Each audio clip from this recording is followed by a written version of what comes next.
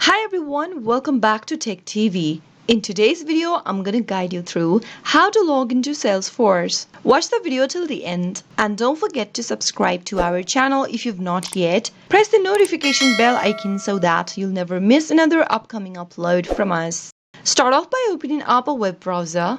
Into the URL box at the top, type in www.salesforce.com and press enter on your keyboard. You'll find yourself in the official site of Salesforce, which looks like this. Go to the upper right hand corner and mouse over to the login drop down and click Salesforce from the options. Go to the left hand side of the screen and type in your username in the first text box. Once you type in your username, go to the next field where it says password and type in a password associated with your Salesforce.com account. In case you don't remember your password, click Forgot Your Password link and follow the on-screen prompts in order to reset to a new password.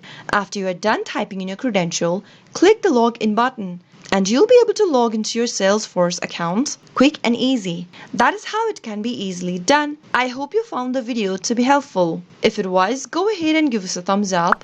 I'll be back soon with more videos like this. Thank you for watching.